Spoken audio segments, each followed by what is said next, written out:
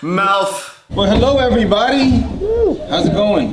Yeah. Good afternoon, everybody. Let's make some noise. How excited are you guys today?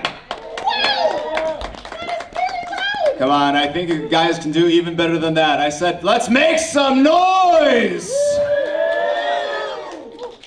All right. My name is Jason. I came all the way from Florida to be here with you fine people today. I run a channel known as Make 'Em Laugh Films, and joined with me are Sean Ward and Mackenzie from The Sean Ward Show. Give it up for them. Hi, friends. Thank you very much. Yeah. We are having a good time this Comicon weekend. A lot of great costumes, a lot of awesome people. That's what I know. Absolutely. So you guys came here to learn all about how to combine cosplay and comics. That is pretty much the lives of the three of us up here. We do this day in, day out, every single week for our YouTube channel and to bring life into these conventions that you guys are attending. Yeah, it's pretty wild. We got a kind of a, not bi-coastal, but an intercontinental thing happening. So he's down in Florida making videos on the channel Make 'Em Laugh Films. We're up here in Toronto. I'm representing, Mackenzie's with me here, representing the Sean Ward Show crew, which we just actually got to our 1 million subscriber milestone just before December, which is very exciting. We actually make a lot of the, I mean, don't mean to sound too bragging about it, but just to give you the full context. When we travel together, because we get together and go to a lot of cons all over Canada and the US, and anywhere we go, we do like the Spider-Verse meetup, and you're going to be talking a lot more about that. And these different kind of themed meetups, gatherings, community events, and whatnot that have been a big part of building the community around the channels. And anytime we get together to make videos, I always do quite well, and we've learned a lot from doing it. And hopefully, we'll pass on some of that today. Mackenzie, do you want to give them a little info about you and so your background, how you ended up being on the YouTube channel? Well, Sean and I started working together like 6 years ago, I think now. It was like right at the beginning, towards the beginning of when the Sean Ward Show started. I started off as Lady Deadpool, and that video I think went to 1 million in like lickety split. Very quickly. So we've been working together pretty consistent. Oh, hello. Ooh, getting romantic. The doctor says you're out of Ooh, hello. Let the sunshine in.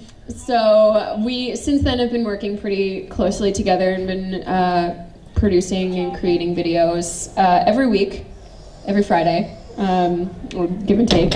Yeah, my channel's been doing a video every Friday since the beginning of 2014. Because how Jason and I know each other, I've known Jason a bit longer than Mackenzie, because I did a video back in February 2012 that was like a Batman prank video out in the streets, basically, and it got on the news. Like almost in the right time we uploaded it, it just caught, the right people suggested it and liked it and shared it, and it kind of caught the news cycle. And so it got as far as the United States. So he's going to school in the Chicago area, seeing this video that's going viral that we've just made, and he made a response video. So our video was called Batman's Night Out. He put on the costume and did a video called Joker's Night Out. And so it was actually good, so we kind of got talking on the internet, and that's how we got to know each other, became friends, and became collaborators. What's that? It was actually good. Yeah. Surprise. Well, you'd be surprised, because a lot of people think it's just as easy as, oh, I'll get a camera and point it at this person in a costume, and that'll get me millions of views on YouTube, and I'm going to be a YouTube star and make millions of dollars. And it's all about quality. So many layers of not thinking it through involved in that little sandwich there. Yep, you gotta have an original concept going into that kind of thing, and people look for, if you're gonna embody the character as well, like how accurate are you to the character's mannerisms? How close is your costume? Like the Joker video that Sean mentioned that I did.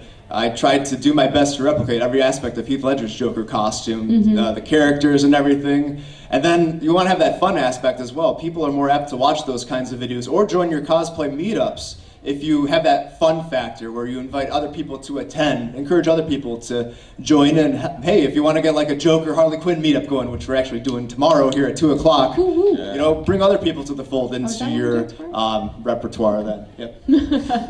Yeah, so I mean, Mackenzie can speak a lot to this too, because she's been playing, doing the cosplay thing. My background is a lot more in kind of art and video production, not so much cosplay. I came to cosplay because I started doing these YouTube videos, and that Batman video was a big hit out of the gate. But like, it wasn't a superhero channel per se, right? It was just a video that we made on just a kind of a more general kind of sketch comedy channel.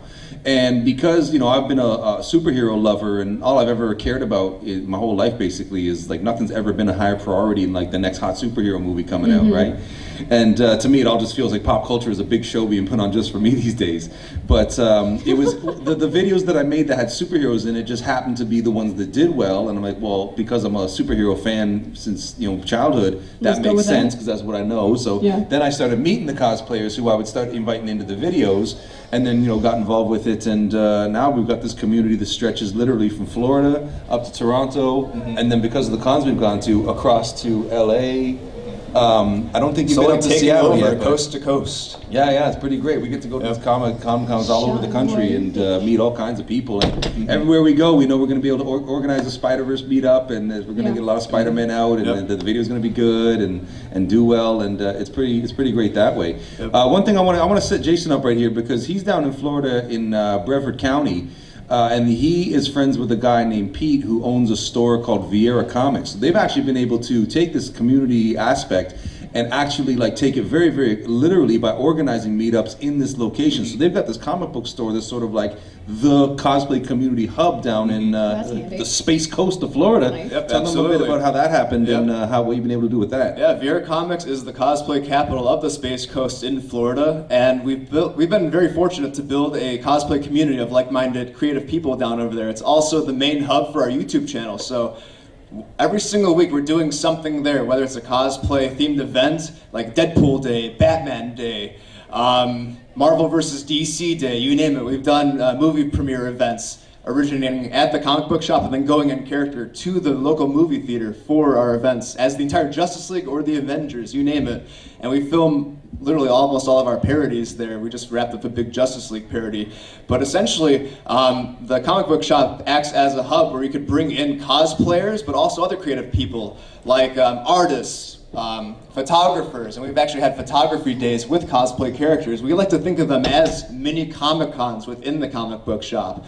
It's a pretty awesome environment to be a part of, and I like to think of it as the Cheers to comic book stores, where every cosplayer knows your name, and you're always glad you came. That's a great way to put it, actually, seriously. But then going back, you have a lot of opportunities, a lot of venues to create your own cosplay communities. It actually all started for me when I was back in college, and I joined a film club. So really the film club was the springboard for creating the YouTube channel, but also my first cosplay group from the Dark Knight parody, which is our first video that we ever made. So it could be anything, any kind of hub, whether it be a film club, a local community organization, your local comic book shop. It could be anything that you cater your own cosplay community for the upstart.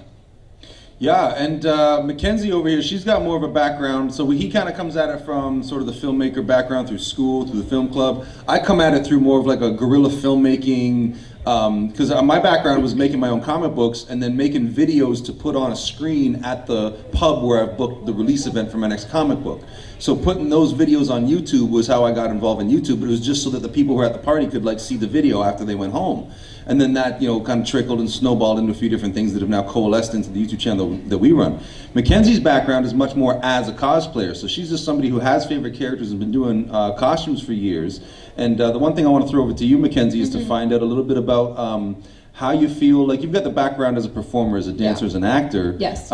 Is that something that you come through it as a cosplayer, but did you ever think that there was a way, like was it ever a desire on your part to like have a vehicle for that to kind of incorporate the dance, the acting, and that kind of thing into cosplay, or were they always separate until you started doing these YouTube videos? Oh, absolutely.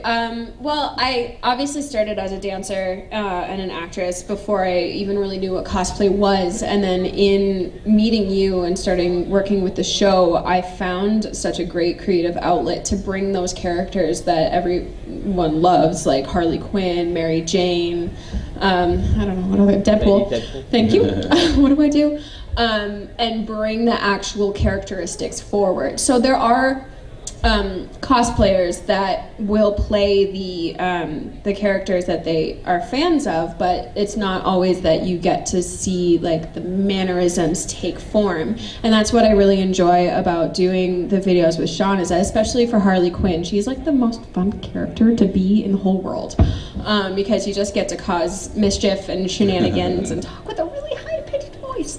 And I think that's what really brings a certain amount of personality to our channel. It's not just cosplayers getting together, which is fine, but we just bring like an extra step to it and actually try and be those characters and bring them to life as much as possible. And I think that's what has gotten the notoriety that our channels have gotten, is that we put the time and effort into performing them versus just putting on their clothes. Well, that touches on a really interesting point, because a lot of times people ask about, like, you know, the accuracy, and sometimes people have got it in their head that, like, the accuracy and having everything look just a certain particular kind of perfect is like the most important thing. But you'd be surprised what you can get away with just doing it your own way or pulling it off as best you can when you've got swagger and attitude and you know, that certain je ne sais quoi to kind of throw behind it, you right? gotta just sell it. So like you see a lot of times a Harley Quinn cosplayer will be walking around and maybe she doesn't, you know, look exactly like Margot Robbie, and maybe her,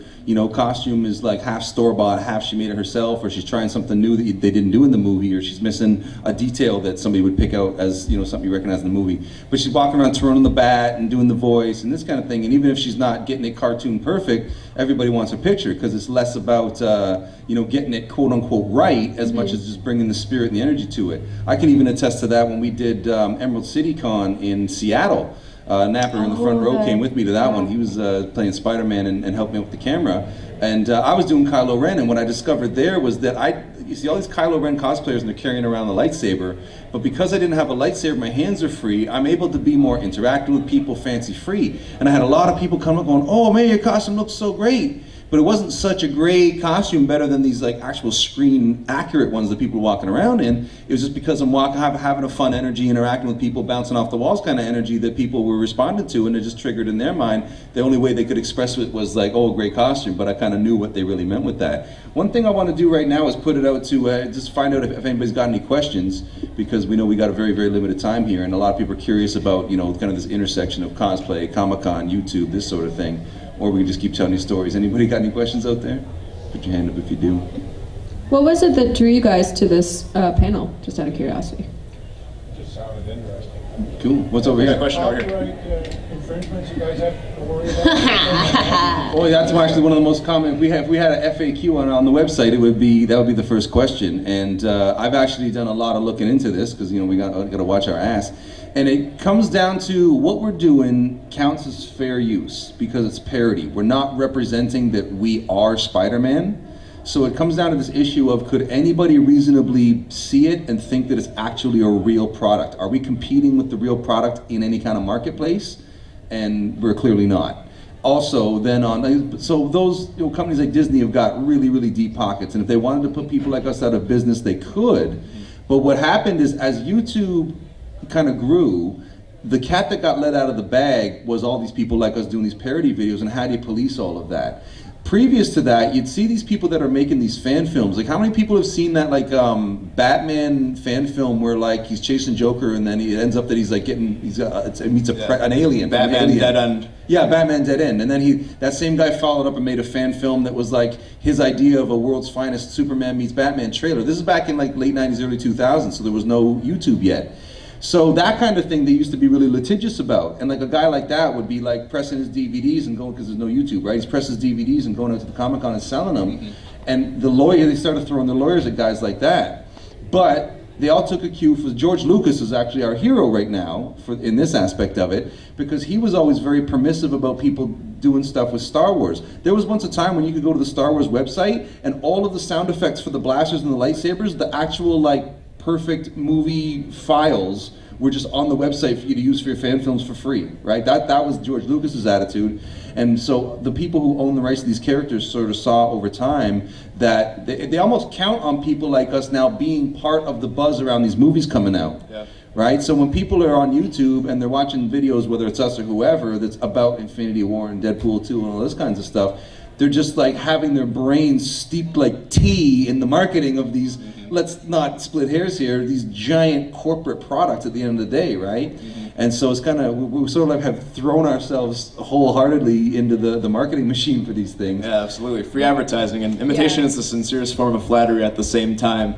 Exactly. And thinking about it too, if they were to crack down on YouTubers that are doing parodies of such superhero characters, then next they would have to crack down on comic book convention goers and all cosplayers, and that's not quite the easy task. And again, as Sean directly said, it's great advertising having your characters running about these conventions, building hype for movies like Avengers Infinity War or the recently successful Black Panther. I've seen so many Black Panther costumes these past couple of days. Now, Mackenzie, when you're selling, because you're like we said before, you're actually coming at it from the cosplayer angle, less the filmmaker angle, at least in the beginning. Have you ever encountered any? Because I know like Lee's there doing prints, right? And he's got issues with his art being on certain sites for sale. Have you ever had any issues with your cosplay prints being for sale? Or know anybody who has? Cosplay prints specifically, no, because I've never really gotten close enough to like screen accuracy or like something straight from the comic. A lot of my work is interpretation, like this doesn't really exist anywhere. But if it was to get, I know there has been cosplayers in the world that like when you're selling prints specifically like of, oh, here's a good example. When I got to do Blizzard's Tracer for PAX East, important to note here that she was, is this the one where you were brought out by Blizzard to actually be Tracer? Yes. At the Blizzard booth? So she's not one as a cosplayer, she's actually like the legit, here's Blizzard saying, here's Tracer. She actually was the real Tracer at that con. Jeez, yeah, so that was really cool and a really fun experience, and that's actually another example of bringing comics to life, because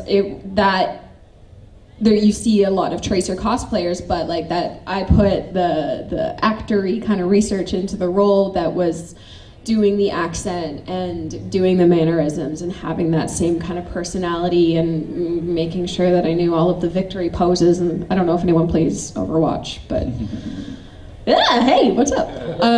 Yeah, so, but when I was the goggles, when I was the company that I was working for through them, Henchman Props got a licensing issue because they were selling the goggles, which are the Tracer goggles, and they got shut down a little bit on that one because I think it's like I don't honestly understand it even a little bit, but there's lines that people draw. Like cosplay, I don't think would count because it's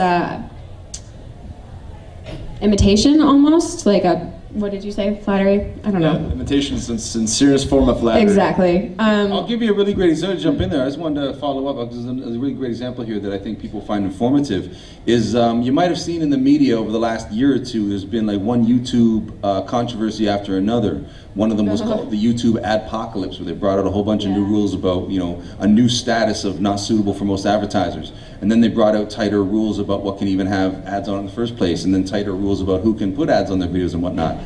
So as an example of that, we actually both saw a big boost in our numbers last year because there was a subgenre of Spider-Man videos where they would just get, like off of Amazon, crappy costumes of Spider-Man and Elsa from Frozen. And it'd just be like the goofiest, most childish, inane, brainless, dumb videos of just like skipping around the house. Joker knocks on the door and gives them a gumball machine, or just like, you know, get a bunch of like, you know, the plastic millions of views on that. Wow. Jumping on a trampoline, just like mindless, dumb videos that they just churned out, and then they're making them so fast that they're repackaging them into hour-long compilations on all other channels, and like they had this whole like market cornered with this stuff. And here's us actually putting work into doing these like loving, produced, you know, full of effort kind of things. Scripting out full actual movie parodies. Yeah, exactly. I just put out a 35-minute long parody of Justice League. So what happens is that people, because they see that these people are kind of goosing the system, there's something to this that they're able to goose the system, they're pushing the envelope more and more. So that ended up that morphed into a bunch of channels that were having to do really inappropriate, like adult kind of stuff, but it's kids, like they're designed to be clicked on by kids. So YouTube came in and carved that whole Spider-Man and Elsa. It's called Elsagate. You could Google it and find out about it. That's so funny. They just surgically carved that whole Spider-Man and Elsa subculture, carved it out, shut channels down, deleted videos, demonetized stuff, all of it. And we ended up on the side of it where we weren't messed with. And I don't think there's anybody at YouTube like made a deliberate, okay, this guy's not. But because we're not trying to manipulate the system, we're trying to do stuff that like has heart and is in the spirit of the characters and as actually like, doing it right by the fans, you know what I mean? And so it's just the natural who our stuff gets suggested to, and the kind of, we don't get clicked in the same, because everything's about the different worlds of clicks, right? So we don't get clicked on by people who are watching those Elsagate videos, so we didn't get caught up in that. But all of that search traffic for Spider-Man and those kinds of videos, there's less videos now to serve, so they're serving the more of ours. So like, it's like the rising tide raises all ships kind of situation as far as that goes. Was there any other question out there before we keep rambling on? Oh, we got a hand, a very tentative hand right there.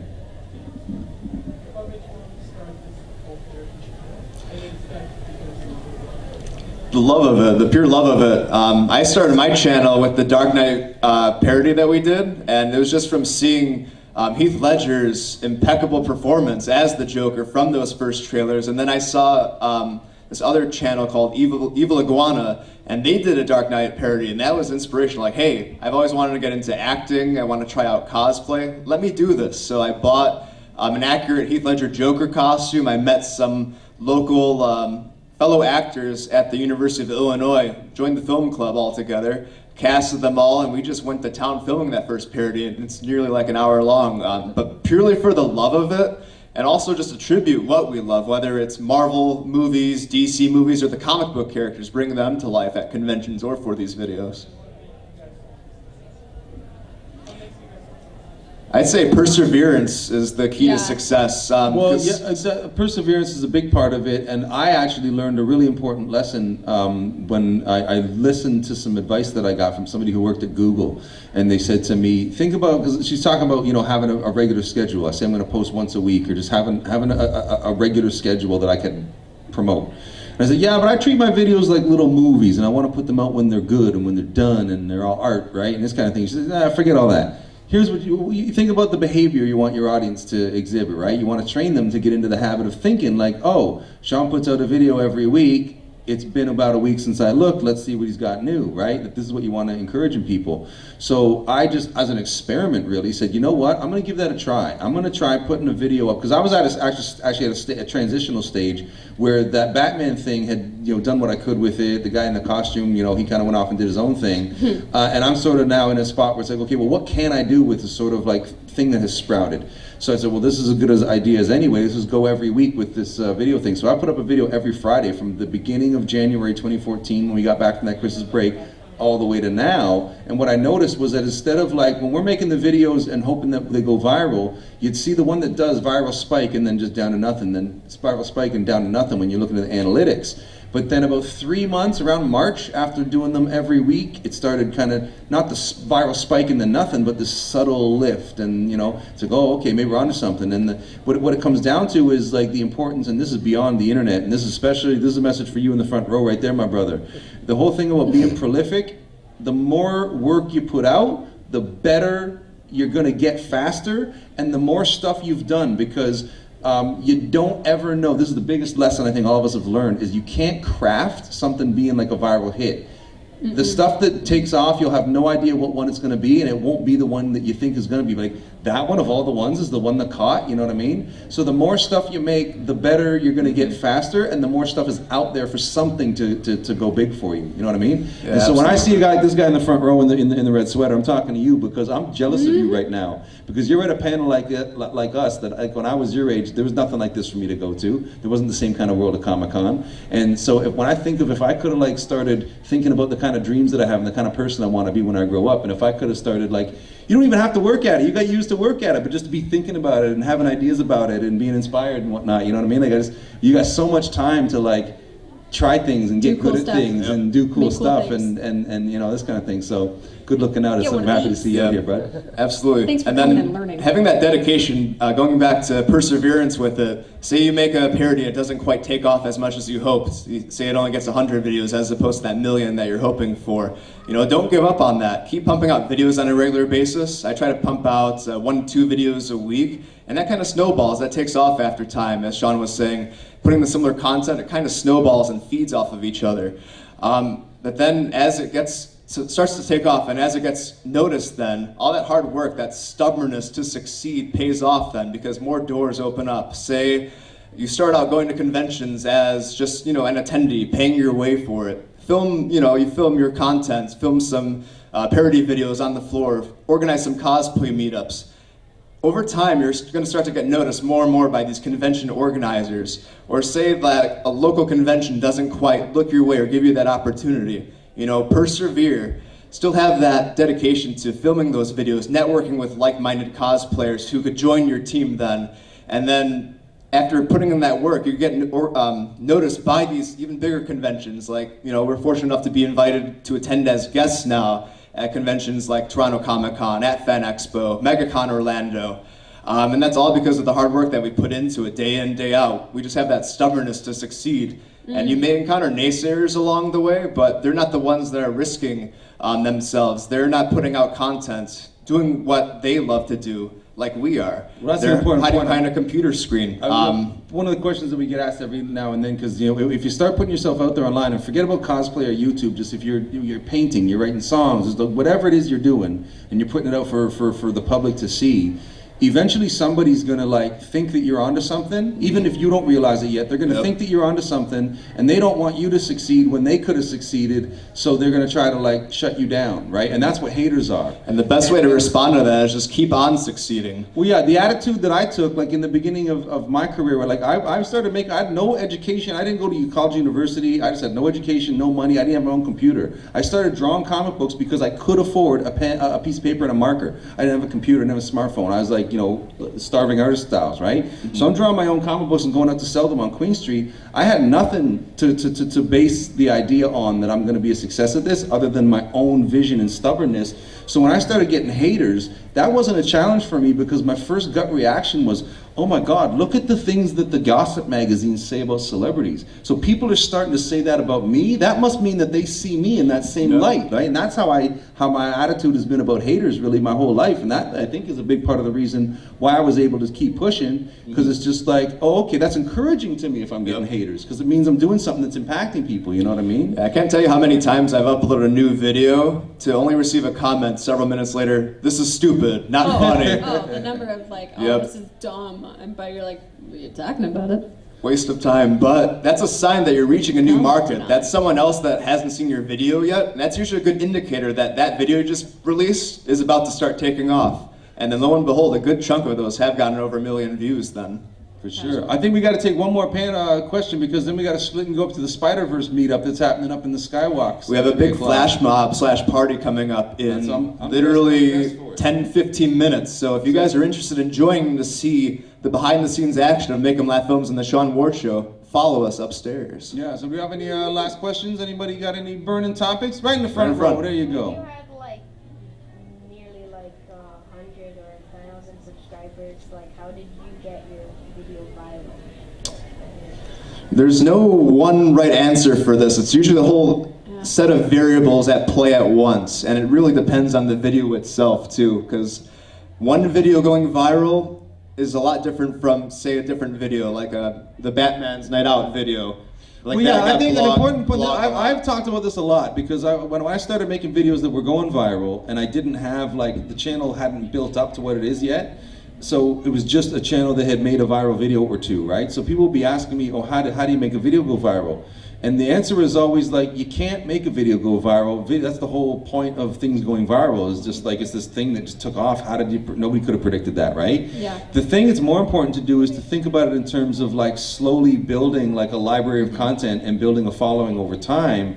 And then the viral things are going to happen as you're working on that. Don't think of a viral thing as a goal that you can achieve. Think of a viral thing as something that happens that the universe is letting you know that you're doing good work. Like a rising tide over time. So you're working and it's real hard. You make a video, a song, a drawing, a comic book, a painting, taking pictures, whatever's your art or the thing that you're passionate about, fixing cars even, whatever, right? You're trying, it feels real hard. Why am I doing this? Might even be a waste of time. People are so much more successful than me. This is what we're going through, right? And then you're working, and whoa, what was that? this viral thing just happened, like a story about me got in the news, or a thing that I made got bought by the right person, or seen by the right person, retweeted, whatever. And then when one video goes viral, that trickles down to the other videos then. Say if a Spider-Man flash mob goes viral, they're going to be curious about all the other Spider-Man videos you've done up until that point. Yeah, what a lot of people do, we've seen it do, because people come and go, right? And a lot of people, they get that viral thing and they kind of treat it like that was the goal and they achieved it. And it's almost like they're afraid to make another video now because it might not be as successful. But the people who end up being successful are the people who like, oh, that thing went viral, let me make 5 more as fast as I can. And maybe one of them, the people that watched it, some of them will watch one of those other things that I made. And it's also, that's a little bit of kind of controlling your destiny, because you're sort of like using your creativity and your drive and your kind of vision. If you just kind of make the viral thing and it's out there, it means different things to different people. But if you're the one making more content, then there's always, no, this is what I'm about, this is what I do to draw people back to. So yeah, like I said, to sum it up, don't think of it as a viral hit at anything as the thing that you're trying to happen, as much as the thing that you're listening for, if that makes any sense at all. Yeah, just persevere and be true to your creative vision, because if you're having fun with that, it won't matter if that video goes viral, because eventually you will have that viral hit, and by being true to yourself and not trying to replicate the next hot thing that's out there, you have a more unique product then, so then when people do stumble on it, you have your own market already then. You have your own thing that's just unique and that's going to take off, and then people are going to start wanting to see more content from you. Cool, yeah. So if there's any more questions, we maybe can squeeze in one more, or if not, we'll head on up to the Spider-Verse meetup. What do you guys think? Let's do it. Sounds like everybody's well informed. All right, guys. Thank you, guys. With that, we're going to conclude How to Combine Cosplay and Comics. We are Make 'em Laugh Films and the Sean Ward Show. You guys have a good day.